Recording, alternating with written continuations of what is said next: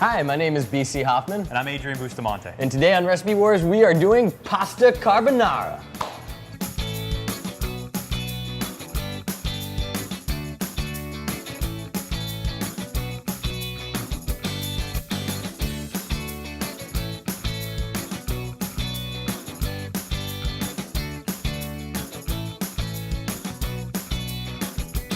So I'm super excited to do this. I'm actually doing Mario Batali's recipe, which is as Italian as you can get. Now, carb.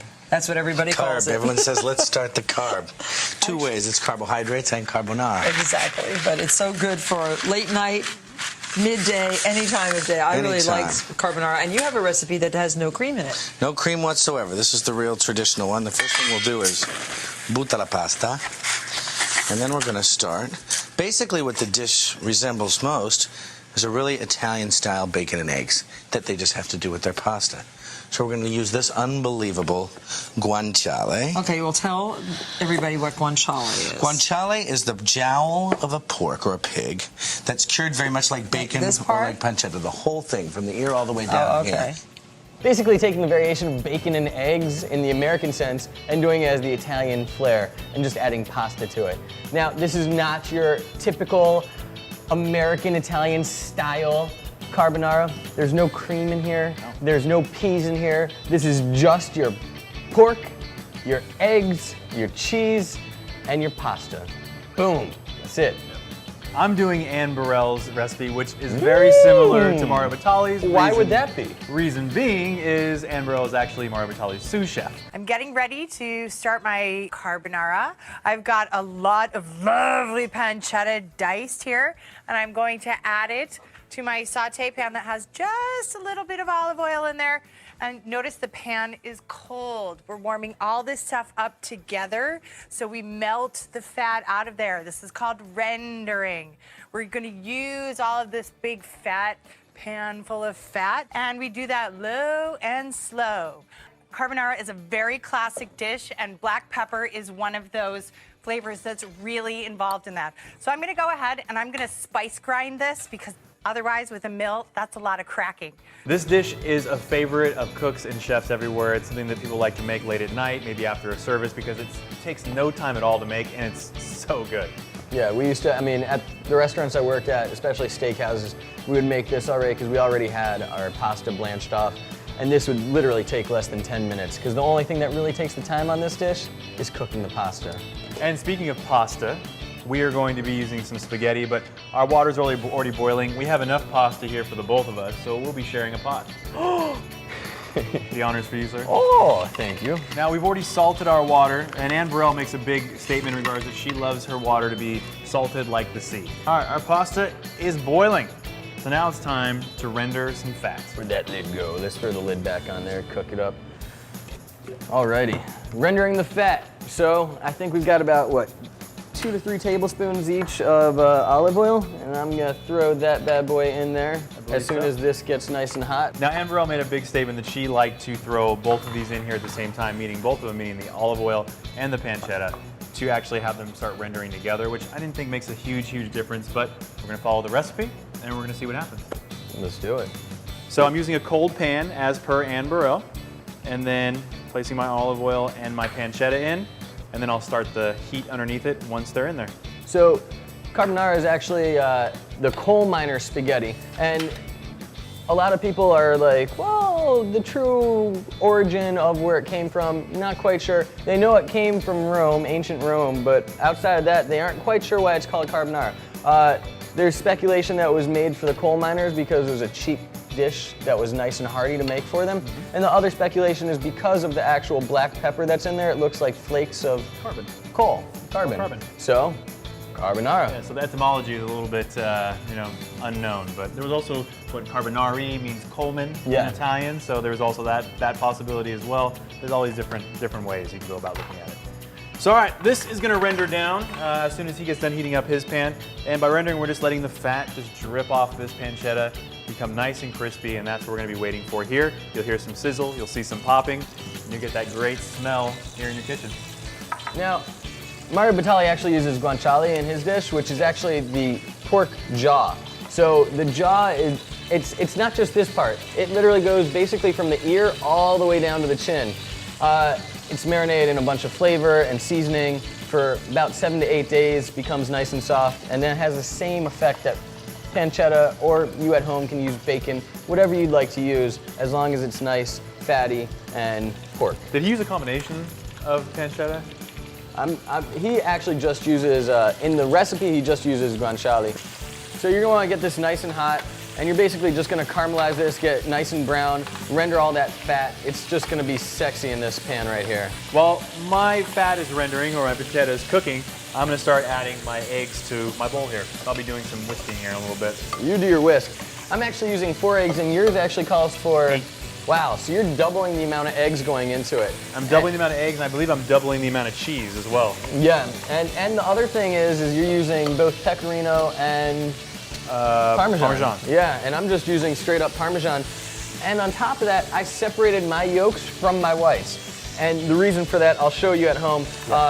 Mario Batali is actually a big fan of doing portion recipe, and basically that means is making a larger batch, but being able to control the amount that goes out. So basically being able to make one dish at a time for, you know, if you have like 6 people that are coming and 2 people come at a time, you can make it as it goes to order, which is a very traditional restaurant style of doing that. So he uses the egg whites to actually thicken with the pasta, and then he uses the yolk just to put on top of the nest of pasta once it's actually done.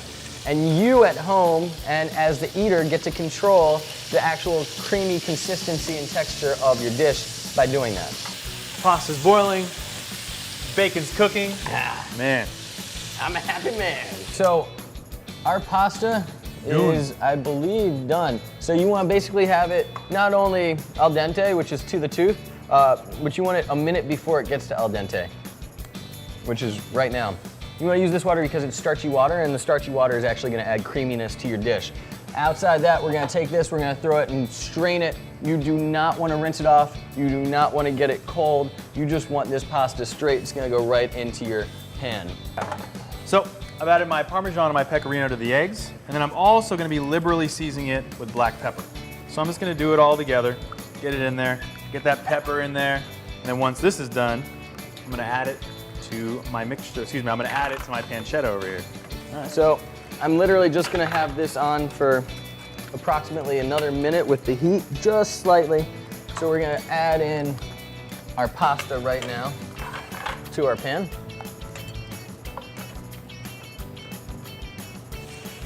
And we want to make sure that we coat this nice. That's just going to be coating your pasta. That's going to be your sauce base, that's going to be your creaminess, that's going to be your texture.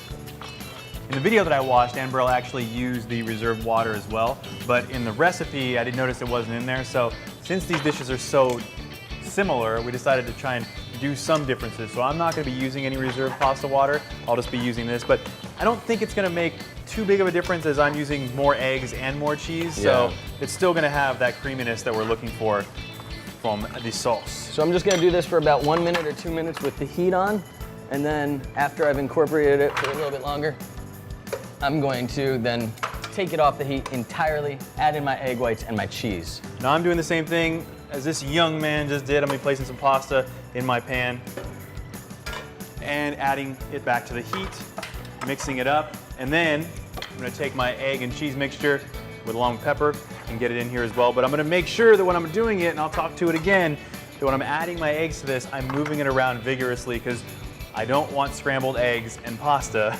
I just want to be able to make this into a nice sauce. Add in my egg whites. Now, you definitely want to make sure that you don't have it on the heat. And the reason for that is you don't want to actually overcook the whites. You don't want them to coagulate. You just want them to go right on top and just get in a nice creaminess. So it's going to look slightly creamy, but not overly egg white, and it's not going to be an omelet in your pasta. All right, so this has been heated up for roughly about a minute or two. I'm going to do the same thing that BC did. I am taking this off of the heat, push that aside, and bring this over here. And while you're doing that, I'm going to add in a little over half of my cheese. Do it. All right, so here we go. I'm going to start adding this egg and cheese mixture. Like I said, moving it around vigorously. The pan should be hot. It's cool enough now to the point where we won't be seeing any scrambled eggs, but the cheese will just blend in with the egg mixture and the pancetta fat. and we'll get a beautiful, beautiful sauce. So I'm literally just gonna take my yolk, have a nice little nest of pasta, and I'm just gonna sit my yolk right on top, right there. I'm gonna throw on my cheese. Plated for one to enjoy and for us to taste and see who is the winner of this recipe war pasta carbonara style. Just for the sake of it, I'm gonna throw on a little more black pepper. So I'm done too. plating my dish. I made sure that I got enough pancetta in there for everyone else. A little garnish here. Boom, boom, sir, boom. I'm Let's excited. see. I'm excited.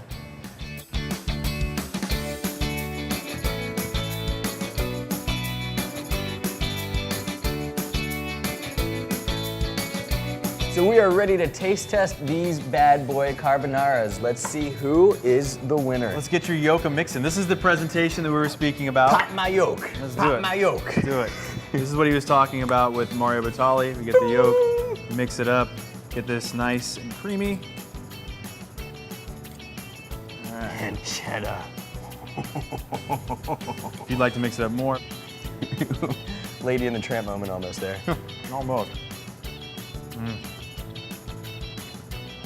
That is a creamy carbonara. Now, what I love about this dish was the egg yolk. When I have breakfast and I have like just regular eggs, whether they're over medium, over easy, my favorite part is the yolk. So I love dipping my bread in the yolk. And this is just a really good dish because it does add to the creaminess. And even if mine, which I think mine is creamier, I think just having that yolk on the dish and mixing it up yourself just does something to my senses. Like, I see it, I know I'm doing it, so I'm immediately gonna think, oh, super creamy. I think it's just gonna add to the taste. Yeah, for visual aesthetics, it's amazing. Like, Yeah. you're automatically like, whoa, I get to break my own yolk and have it all run over my pasta. You get to control the creaminess. So that's what's really cool.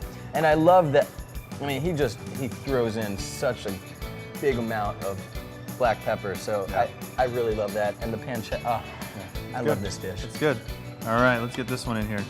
Okay. Should you get pancetta? Oh, I'm going straight for the pancetta. Tastes like pancetta.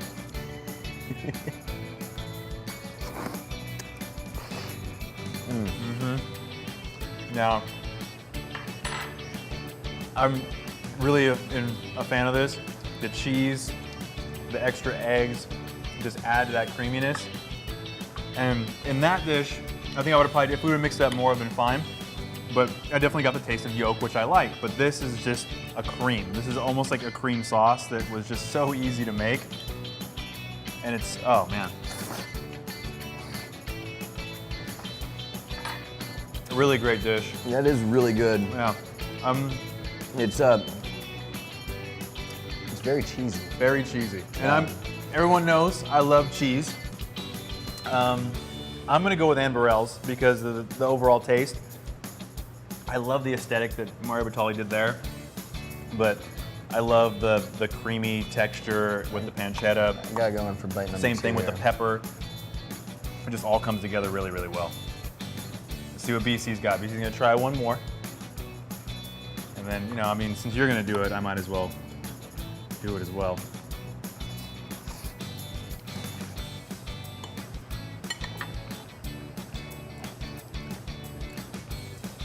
Man, this is a tough call. They're both very good. I mean, obviously, like we said earlier, you're dealing with Burrell, the sous chef of Mario Batali. They worked together for years. She probably learned so much from him that, I mean, this is where this came from. But it's, for me, this is the better version. But let's see what BC has to say. You know what? I hate to say it, but you're right. For visual purposes and for the ability to break your own yolk, I really like Batali's dish, but Burrell's just has a creamier, richer, more velvety texture almost. It really, I mean, it's really good. It is really good. I'm happy with it. But yeah, I mean, you can't lose with either one. But in this case, Burrell's the winner today. Mario Batali close second. And That being said, my name is B.C. Hoffman. I'm Adrian Bustamante. And for all you viewers at home, here at Recipe Wars, we are having a t-shirt design contest. Ooh. That's right, so viewers, if you can do any food-related t-shirt theme, and send it to us at recipewars@gmail.com. We will not only make a t-shirt out of that, based on whichever one I like the best, of course. Adrian might help with that. And We'll see. I will not only be wearing your logo, but I will also send you your own t-shirt with your own logo. That's right. So please, again, send a recipe themed or culinary themed or any type of food related themed t-shirt to recipewars@gmail.com. Please subscribe to our channel, like us on Facebook, follow us on Twitter, and you keep watching and we'll keep cooking.